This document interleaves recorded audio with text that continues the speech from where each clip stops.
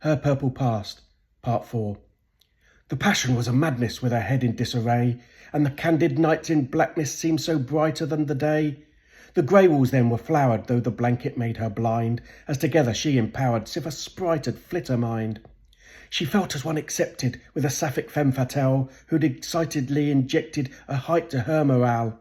Her courage was increasing after vespers with the vamp, with Vita still to be sung, once snuffed the candle lamp. For when it turned nocturnal, then their vitals volunteer, then she'd drift off by the journal, and the day would disappear. She waited agitating for the sounds of those asleep, and almost levitating crossed the cobbles in a creep. Amelia Ambrose. Bonsoir, ma douce, mon amoresse, je t'aime, je suis for de vous. Les regulations let's transgress, communion is due. I'm freed, in full abandonment, with chakras all aligned, and ready take the sacrament, whence we two are twined. Juliet Albany. Ah, soft intimate affection, oh, soon I will begin, on forth my recollection, but first caress some skin.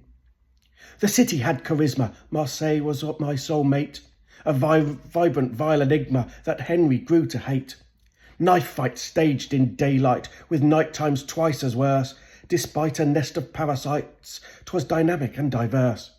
'Twas rambunctious, and it rowdy with a violent undertone, and it made Saran more dowdy till I lost my chaperone. A week after we'd started was the why he stayed indoors. I sussed he just faint-hearted when confronted by some Moors. We'd staggered from a tavern, and the biggest butchest Moor offered him a flagon if he could fuck his whore. No whore, nor not for trading. Before they drew their knives, their kingpin felled and fading, then his crew ran for their lives. The Bedouin I'd belted, and his blood was all but drained, as emphatically I spelt it, "No cunt calls me that again!" Saran just stood there rigid, like he'd carved from yellow stone. 'Twas then that I'd considered that I'd best go it alone. I parted on regardless, for I'd grasped we wouldn't last, as I scrutinised a goddess as I parted with a cast. I'd bet a weekly salary, a fellow thespian, that beauty in the gallery I'd lure to lesbian. Her father was a sponsor, which made her hallowed ground, but it grew with every concert, an ardency profound.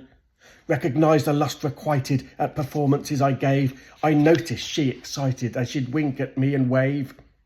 I'd shafted every actor, every actress I had sexed, but our opera benefactor be most profoundly vexed. Was apathetic anyways, and after half a glass, at a cute musician's birthing day, I went and made a pass. Some whispered I was sleazy, some said I'd go to hell, but it lush and bloody easy, bedding Isabel. Some overtly jealous, some secretly had wide, that whether femme or fellas, I would take them for a ride. Some were fucking furious and fired rounds of flack, some were just bi-curious, I'd got her in the sack. Some said should heed the warnings, I couldn't give a damn, though always in the mornings I felt sorry for Saran. He was always in the shadows, whilst I held centre stage. His role was cut to cameos that mauled his meagre wage. He got poorer and got purer, I got richer and more raw, and he reeled around in horror at a proposed menage a trois. I thought it was a favour, his involvement in a thrice, but the wanker was in waver, and I needed added spice. So Henry was discarded, a pauper turned a prude, while Isabel I larded, and we'd slide about in lube.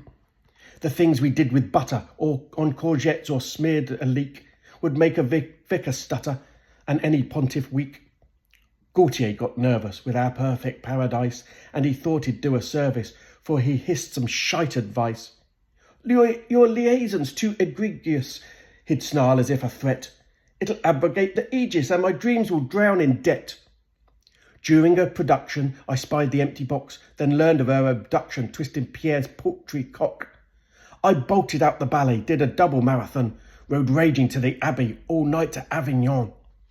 If caught our theatre backer, then I'd have told his knell, killed any vile hijacker that had taken Isabel. The convent was a fortress, to muse I went withdraw. I gained actress in the entrance with the vows of canon law.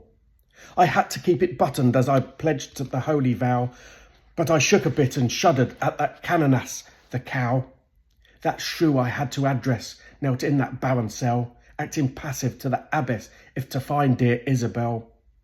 She a harrier of innocence, toothless with a twitch, who'd spat, "Suppress thy insolence, go dig a latrine ditch."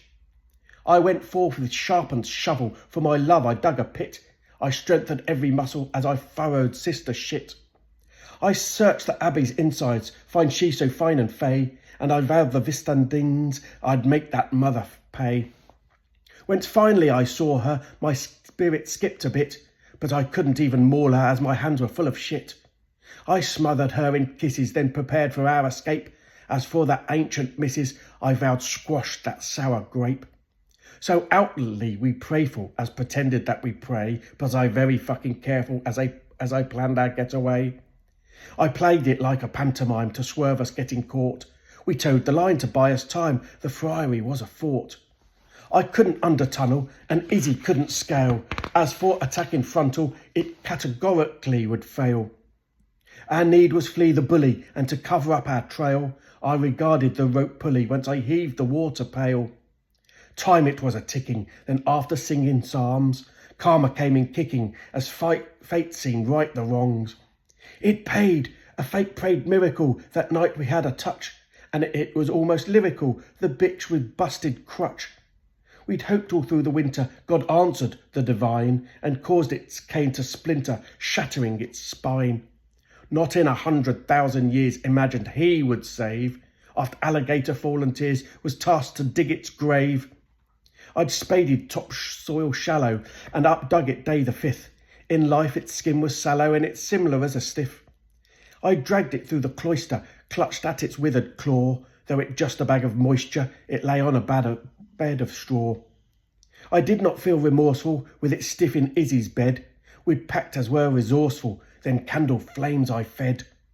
In seconds utter furor, as famished flames weren't shy, they hungry hunted food for, the bonfire lit the sky.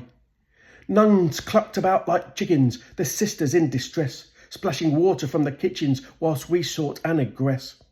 Half the sisters screaming, the other half a daze, and it felt like we were dreaming, escaping through the haze. We didn't get arrested, both guardsmen choked by smoke, our exit unmolested by the perfect vapoured cloak. Now I was a felon with a price upon my head. I'd invited Armageddon when I set light to that bed. We hiked and hid in forests, slept in barns or in pigsties, for wary there were warrants to avoid the prying eyes.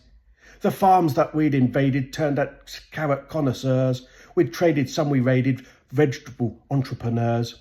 I speared fishes in the rivers, stole a rabbit out a snare, but was hard to shake the shivers when Jack's frost had kissed the air. We were starving and bedraggled, then some stolen Brussels sprouts irked a hag who wouldn't haggle to tell the law our whereabouts. It happened in a clearing, as twilight bled to night, from the shadows came appearing, to whom, spoiling for a fight. They went first for my lover, which was their third mistake. I leapt from under covers and impaled one with a stake. The first they lashed on liquor, to crunch the twigs they trod, and it made them less the quicker, the second they'd no squad. Fourth was gifting me a sword, was never number 5. I sliced one man's spinal cord, but left man 2 alive. I pilfered their possessions, then again went on the run, but I fostered vague impressions on the theme that we were done. We risked it to a hamlet, in desperation for us dine, then broiled beneath a blanket, but I saw a wanted sign. We found a further village, but we famished and had coins from the pockets that I'd pillaged, perchance purchased tenderloins. We both were salivating as we checked into an inn, then we champagne celebrating, so my mind was in a spin. 'Twas the last time we together, my last time with Isabel. When I awoke was all a-tethered with a headache in a cell. I tried to rise, but shoved down to the icy draught. I cried for my beloved, but my jailer merely laughed.